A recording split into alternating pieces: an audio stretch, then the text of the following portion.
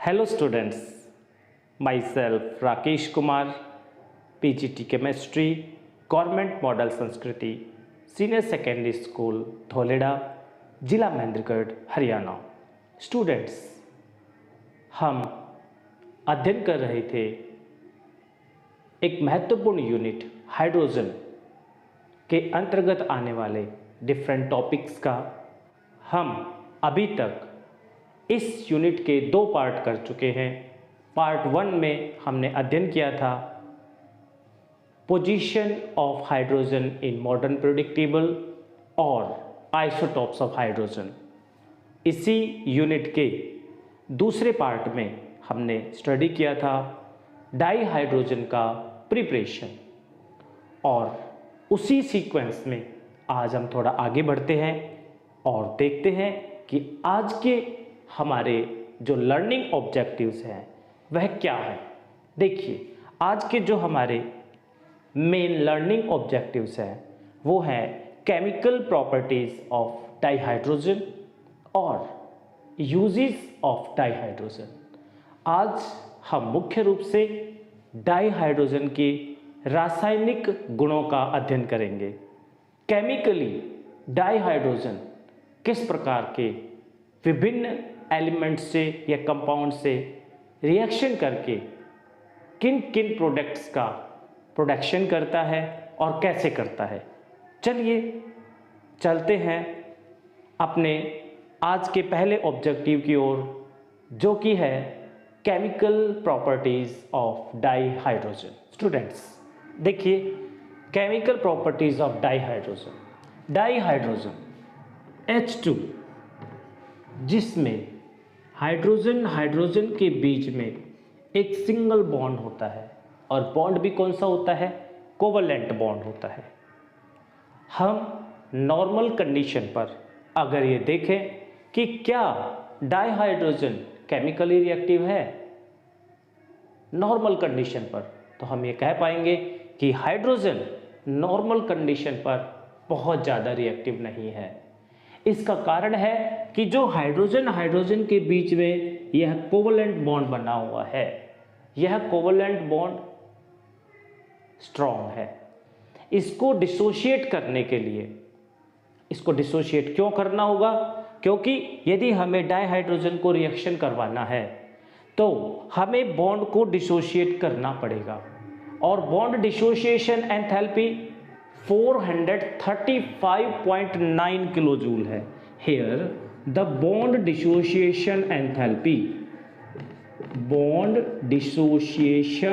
enthalpy for hydrogen molecule H2 is 435.9 kilojoule per mole.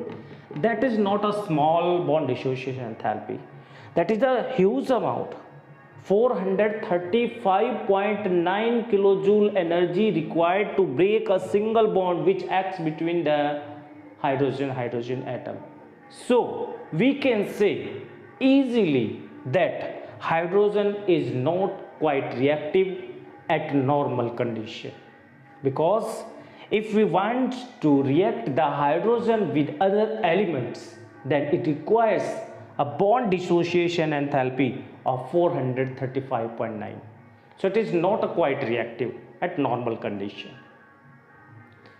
Let's the another example. If we want to break the bond, or we can see if we want to change the hydrogen molecule into its atoms, like that.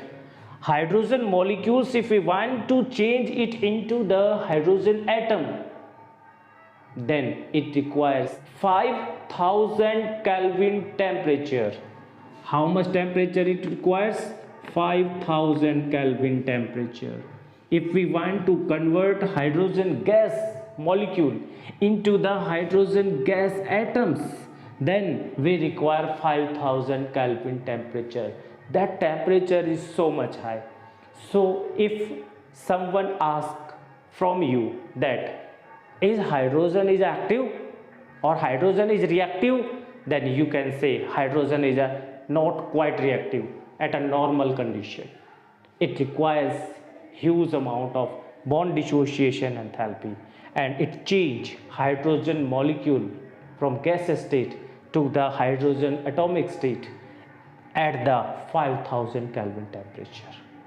But if we provide some conditions like the heat and temperature, catalyst and etc., then hydrogen will react. Hydrogen will react with the other elements or compounds. Let's see. Before that, I want to draw your attention towards the main point. When hydrogen reacts, then what happens? When hydrogen reacts, or we can say hydrogen is react only when hydrogen केवल तब react करेगा जब वह या तो electron loss कर रहा हो और पॉजिटिव आयंस में कन्वर्ट हो रहा हो, या हाइड्रोजन इलेक्ट्रॉन गेन कर रहा हो और हाइड्रोजन नेगेटिव आयंस में कन्वर्ट हो रहा हो, और हम कह सकते हैं कि हाइड्रोजन अपने इलेक्ट्रॉन्स को दूसरे एटम के साथ शेयर कर रहा हो, तभी जो हाइड्रोजन है वो रिएक्ट करता है। इसका मतलब है कि हाइड्रोजन जो है वो रिएक्शन दिखाएगा। तो क्यों दिखाएगा? वो तीन वजहों से रिएक्शन दिखा सकता है। या तो वह इलेक्ट्रॉन को लॉस कर रहा होगा, या इलेक्ट्रॉन को गेन कर रहा होगा, या इलेक्ट्रॉन को शेयर कर रहा होगा। ये तीन कंडीशन है जिसमें हाइड्रोजन दूसरे एलिमेंट्स के साथ रिएक्शन देगा। तो इन तीन वजहों से हम कह सकते हैं कि हाइड्रोजन रिएक्टिव हो जाता है या हाइड्रोजन केमिकल प्रॉपर्टीज शो करता है। चलिए देखते हैं कुछ ऐसी प्रॉपर्टीज जो हाइड्रोजन केमिकली शो करता है दूसरे एलिमेंट्स के साथ। केमिकली अगर हम हाइड्रोजन को देखते हैं तो उसका जो पहला कैरेक्टरिस्टिक है वो है hydrogen is neutral to litmus paper. Hydrogen is neutral to litmus paper. It means it is neutral in nature. It is neutral in nature.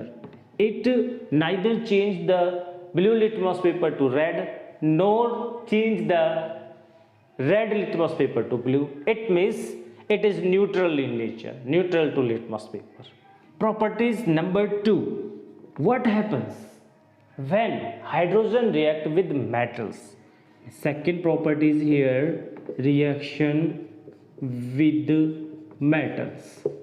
Remember, hydrogen is only react with the highly reactive metals like sodium, potassium, calcium, magnesium. What happens when metals react with dihydrogen? What happens? Metal when react with dihydrogen, then it forms its ionic hydride.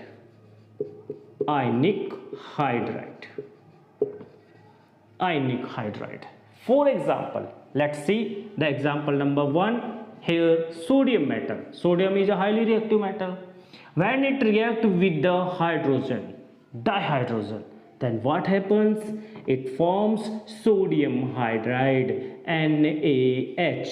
Sodium hydride is here ionic in nature because it dissociates into its ions, sodium ion and hydrogen ions. Let's see another example, potassium metal. Potassium is quite reactive. When it reacts with the hydrogen, or we can say the dihydrogen, what happens? It forms the potassium hydride, KH. Similarly, magnesium metal, calcium metal can react.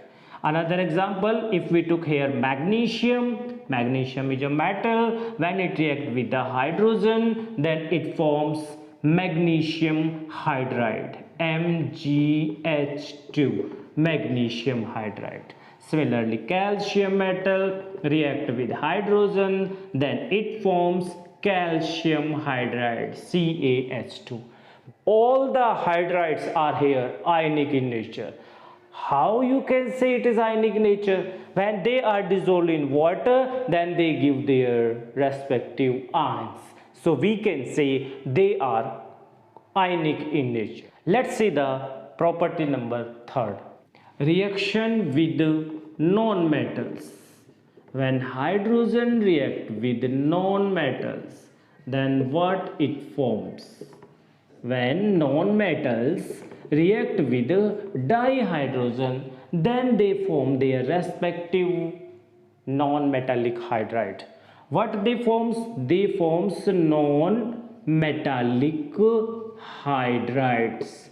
Non-metallic hydrides, what are the nature of the non-metallic hydrides? They will be covalent in nature. What is the nature of the non-metallic hydride? Covalent in nature. Covalent hydride. Let's see some example. इसका पहला example देखते हैं हम. Non metal यहाँ पर हम ले रहे हैं ऑक्सीजन, और ऑक्सीजन को मैं डाईहाइड्रोजन के साथ जब रिएक्ट करवाता हूँ तो वहाँ पर क्या बनता है? वाटर बनता है, H2O, और H2O is covalent hydride because in H2O there are covalent bonds. So we can say when hydrogen react with oxygen means non-metal, then it forms its non-metallic hydride. Non-metallic hydride, it is covalent in nature like water. Let's the another example. आओ एक और example देखते हैं. देखिए एक और example में मैं यहाँ पर नॉन मेटल ले रहा हूँ नाइट्रोजन. नाइट्रोजन नॉन मेटल को जब डाईहाइड्रोजन से रिएक्शन करवाते हैं तो क्या बनता है? वेरी इजीली अमोनिया बनता है, NH3. कुछ कंडीशंस यहाँ पर हमें लगानी होती है. नाइट्रोजन हाइड्रोजन के साथ रिएक्ट कर जाता है. करने के बाद क्या बनने वाला है? यहाँ पर बनने वाला है अमोनिया, NH3, और ammonia is covalent in nature. तो इस प्रकार से आप जितने भी एग्जाम्पल देखेंगे, जब हाइड्रोजन नॉन मेटल्स के साथ रिएक्शन करेगा तो क्या बनाने वाला है? नॉन मेटेलिक हाइड्राइड बनाने वाला है. ये कुछ एग्जाम्पल यहाँ पर आपको दिखाए गए जिनकी हेल्प से आप बता सकते हैं कि नॉन मेटेलिक हाइड्राइड बनेगा. चलिए अब देखते हैं हम इसके चौथे कैरेक्टरिस्टिक्स को कि हाइड्रोजन किस प्रकार से मेटल ऑक्साइड से रिएक्शन करता है. Number 4 property, reaction with metal oxides. Metal oxides, dihydrogen when react with metal oxide. Let's see some examples. What happens? जब डाईहाइड्रोजन हमारे पास मेटल ऑक्साइड से रिएक्शन करता है, किससे रिएक्शन करेगा? मेटल ऑक्साइड से रिएक्शन करेगा, मेटल ऑक्साइड से. What it forms? It forms metal. क्या कर देगा? हाइड्रोजन मेटल ऑक्साइड में से ऑक्सीजन को हटा देगा. इसका मतलब है मेटल ऑक्साइड का रिडक्शन कर देगा, और क्या बनाने वाला है? मेटल बन जाएगी, और ऑक्सीजन यहाँ से हटके किसके साथ कंबाइन हो जाएगी? हाइड्रोजन के साथ. क्या बनेगा? वाटर बनेगा. तो जब डाईहाइड्रोजन को हम मेटल ऑक्साइड के साथ रिएक्शन करवाते हैं तो हमें मेटल मिलता है. M is here metal and water, और वाटर की फॉर्मेशन होती है. आइए इस रिएक्शन को हम उदाहरण से समझते हैं. आइए इसको हम एक उदाहरण के द्वारा समझते हैं. यहाँ पर मैं डाईहाइड्रोजन लेता हूँ H2, उसको मेटल ऑक्साइड बहुत सारे हैं जैसे जिंक ऑक्साइड, कैल्शियम ऑक्साइड, इनके साथ जब रिएक्शन करवाते हैं क्या बनता है? मैं यहाँ पर लेता हूँ कॉपर ऑक्साइड. कॉपर मेटल के साथ ऑक्सीजन जुड़ा हुआ है, it means metal oxide, copper oxide. और जब ये इसके साथ रिएक्शन करेगा तो हाइड्रोजन क्या करेगा? कॉपर ऑक्साइड का रिडक्शन कर देगा, यहाँ से ऑक्सीजन को रिड्यूस कर देगा और खुद के साथ कंबाइन कर लेगा. क्या प्रोडक्ट बनेगा? यहाँ पर कॉपर मेटल रह जाएगी और ऑक्सीजन यहाँ से रिमूव होकर के किसके साथ कंबाइन हो जाएगा? हाइड्रोजन के साथ कंबाइन हो जाएगा. क्या बनाएगा? वाटर फॉर्म करेगा. मेटल अलग हो गई है. तो hydrogen here act as reducing agent, water reducing agent which gives hydrogen to others or which removes oxygen from others. Here hydrogen act as reducing agent. It removes the oxygen from the copper oxide or metal oxide to change that metal oxide into the metal and itself convert into the water. एक और example से हम इसको समझते हैं। एक और example हम यहाँ पर लेते हैं, डाई हाइड्रोजन है और उसको जिंक ऑक्साइड के साथ हम यहाँ पर रिएक्शन करवाते हैं। जैसे ही हम डाई हाइड्रोजन को जिंक ऑक्साइड के साथ रिएक्शन करवाएंगे, सेम प्रोसेस होने वाला है। हाइड्रोजन जिंक ऑक्साइड में से ऑक्सीजन को रिमूव कर देगा, खुद के साथ कंबाइन कर लेगा। क्या बनेगा? मेटल जिंक बनेगी और साथ में वाटर बनेगा। तो यहाँ पर हाइड्रोजन एक रिड्यूसिंग एजेंट का काम करने वाला है। ठीक है, ये हमारे पास थी चौथी प्रॉपर्टी। अगली हमारे पास नंबर 5 प्रॉपर्टी है, dihydrogen when react with carbon monoxide what happens. देखिए, reaction with carbon monoxide, what is the formula for carbon monoxide? It's CO, carbon monoxide, CO. What happens when dihydrogen react with carbon monoxide? At normal condition, carbon monoxide do not react with hydrogen. Remember it, at normal condition, carbon monoxide do not combine with hydrogen. It requires some high temperature, it requires almost 700 Kelvin temperature along with high pressure. It needs high pressure and the mixture of zinc oxide and Cr2O3. It requires zinc oxide and Cr2O3. At these conditions, carbon monoxide combines with hydrogen to form methyl alcohol, or we can say methanol, CH3OH. It forms CH3OH, means methanol, or we can say methyl alcohol. When carbon monoxide react with dihydrogen, then it not easily combines at normal conditions, but when we apply 700 Kelvin temperature under high pressure and in the presence of ZNO and Cr2O3, then carbon monoxide combines with dihydrogen to change into methanol. Methanol बना देगा जब di hydrogen को carbon monoxide के साथ reaction करवाएंगे 700 kelvin temperature उच्च pressure पर, और उसको हम जिंक ऑक्साइड और Cr2O3 क्रोमियम ऑक्साइड के प्रेजेंस में रिएक्शन करवाते हैं, तब मिथेनॉल की फॉर्मेशन होने वाली है। याद रखिएगा, नॉर्मल कंडीशन पर यह रिएक्शन नहीं होगी। चलिए देखते हैं अगली प्रॉपर्टी, और हमारी अगली जो केमिकल प्रॉपर्टी है बहुत ही इंपॉर्टेंट है।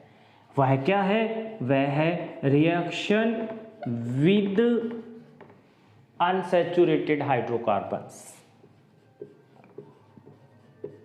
Unsaturated hydrocarbons.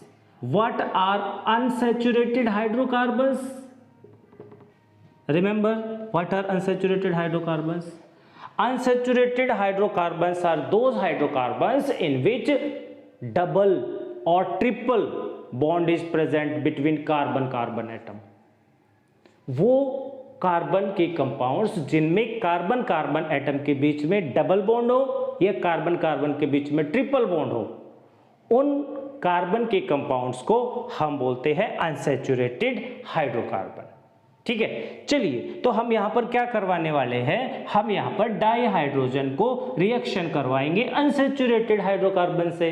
यहाँ पर हम लेते हैं हाइड्रोजन गैस। ये देखिए इसकी रिएक्शन क्या होने वाली है। हाइड्रोजन गैस लेते हैं H2 और उसको हम किससे रिएक्शन करवाने वाले हैं? Unsaturated hydrocarbon. और सबसे पहला अनसैचुरेटेड हाइड्रोकार्बन कौन सा है?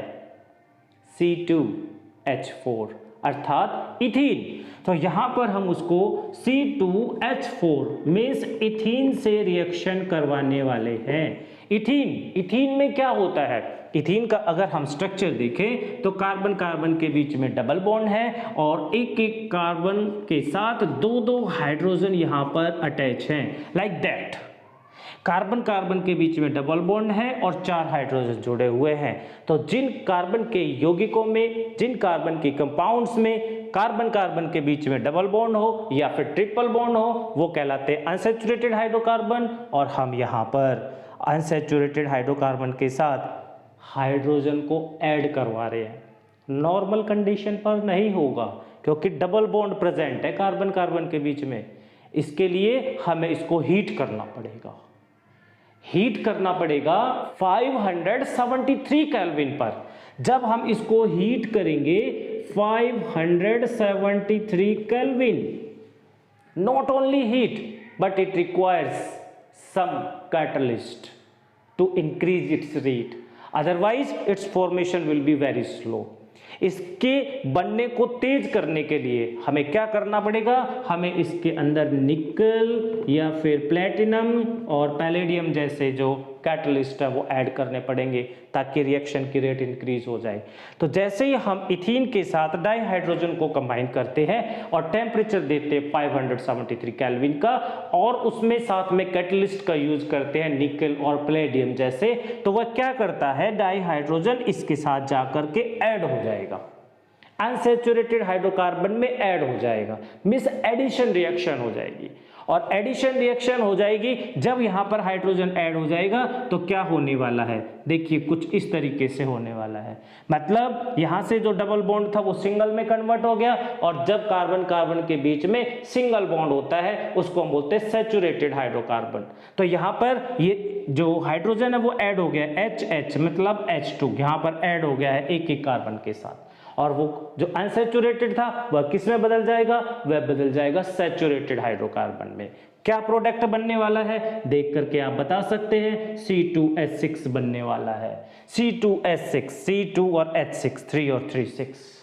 इस तरीके से अनसैचुरेटेड हाइड्रोकार्बन को सैचुरेटेड हाइड्रोकार्बन में कन्वर्ट कर सकते हैं डाइहाइड्रोजन को ऐड करके। Addition of hydrogen is here with the unsaturated hydrocarbon and that is changed into the saturated hydrocarbon. That process is named as hydrogenation. That process is known as hydrogenation. Hydrogenation. Hydrogenation. Hydrogenation of unsaturated carbon compounds. What do you mean by hydrogenation? When hydrogen is added to the unsaturated hydrocarbon, then it will convert into the saturated hydrocarbon at certain conditions. These conditions are here given below, and that process is called the hydrogenation. Hydrogenation process कहा जाएगा जिसको हाइड्रोजनीकरण कहते हैं हम हिंदी में।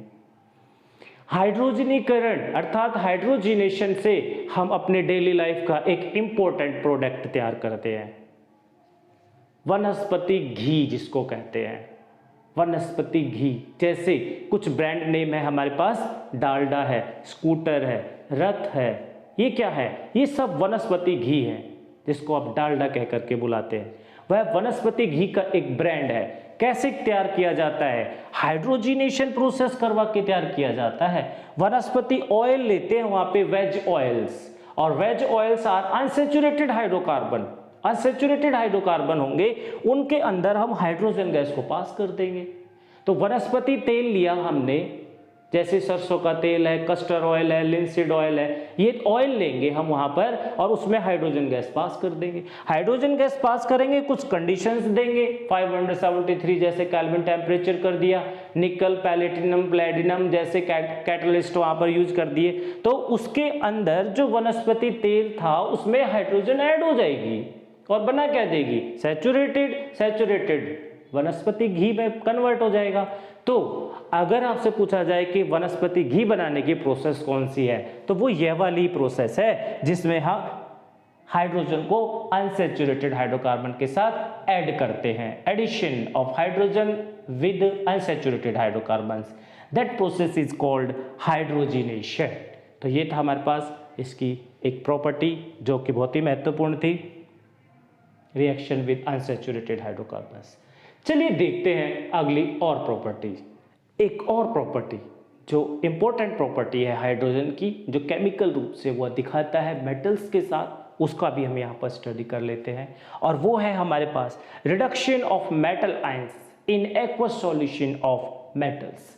यहाँ पर डाई हाइड्रोजन क्या करने वाला है, डाई हाइड्रोजन को जब हम मेटल आयन के साथ रिएक्शन करवाएंगे तो वो मेटल आयंस को अपने पास से इलेक्ट्रॉन को लॉस कर देगा और उन मेटल आयंस को कन्वर्ट कर देगा मेटल के अंदर, और खुद किस में कन्वर्ट हो जाएगा, हाइड्रोजन आयन में कन्वर्ट हो जाएगा। इसका मतलब है वह रिडक्शन करेगा मेटल आयंस का। कैसे, इसको हम देखिए यहाँ पर एक एग्जाम्पल से समझते हैं। यहाँ पर मैंने एक मेटल आयन लिया palladium, palladium 2 positive.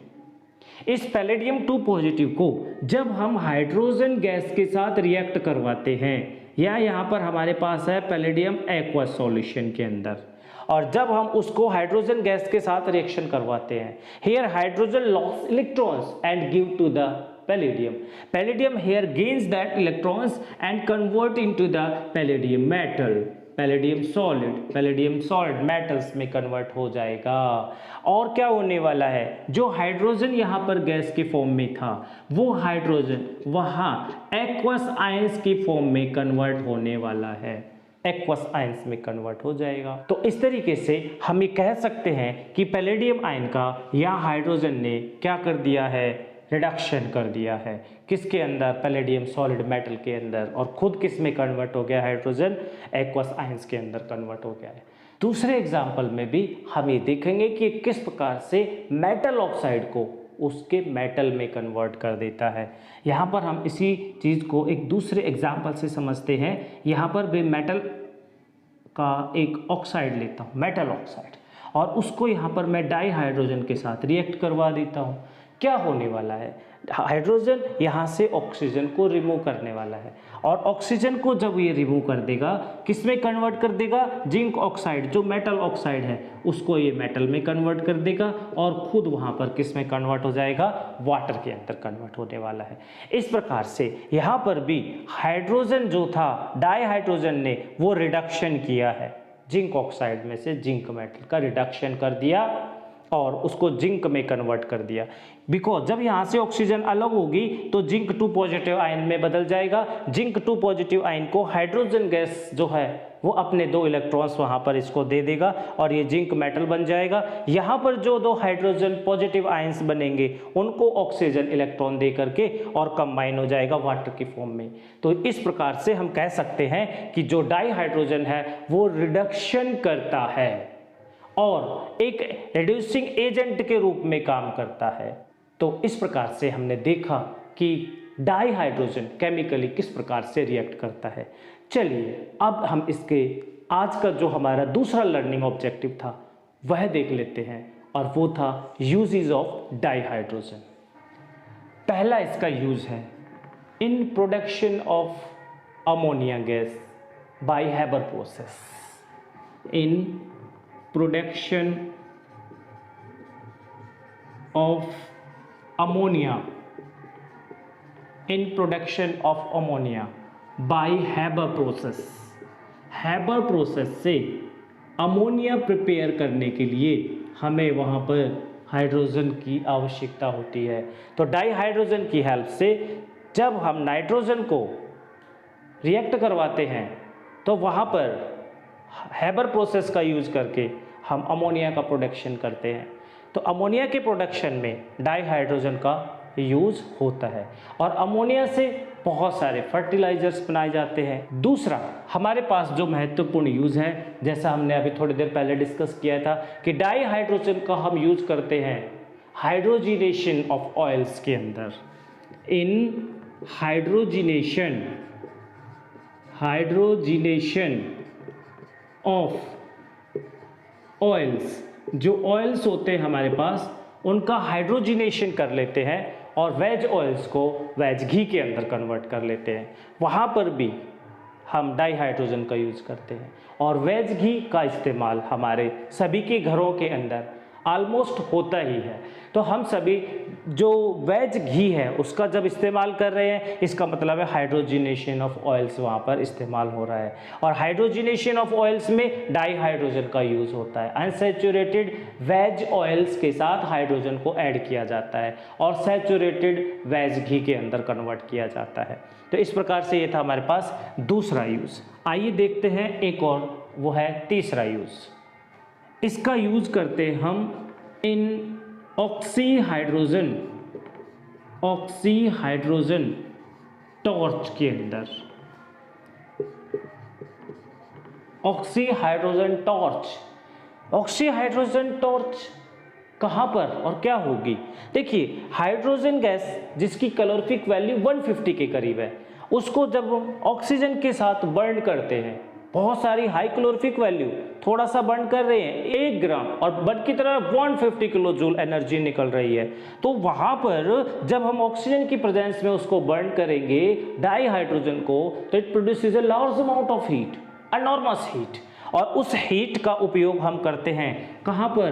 In cutting of the metals and welding, और वेल्डिंग में हम वहाँ यूज़ करते हैं। तो कटिंग के अंदर, वेल्डिंग के अंदर हम ऑक्सीहाइड्रोजन जो टॉर्च है उसका इस्तेमाल करते हैं, वहाँ पर डाईहाइड्रोजन का इस्तेमाल होता है। डाईहाइड्रोजन को ऑक्सीजन की प्रेजेंस में बर्न किया जाता है, that is called oxyhydrogen torch. It produces a huge amount of heat. By using that heat, it is used as cutting of metals or welding of metals, which requires a huge temperature. And it is possible in oxyhydrogen torch. Let's see the another use. Use number 4. It is used in production of many chemicals. Used in manufacture of many important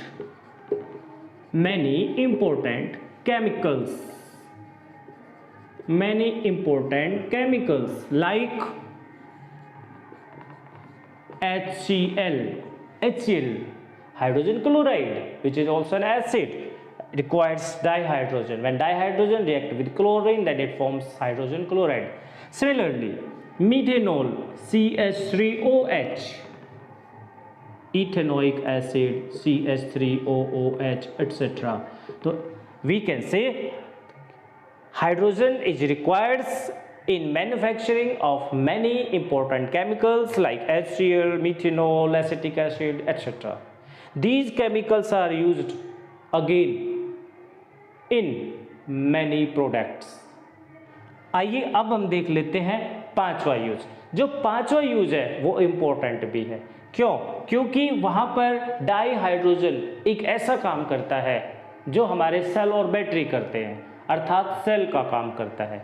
hydrogen से हम fuel cell तैयार करते हैं, तो it is used in fuel cells के अंदर use किया जाता है।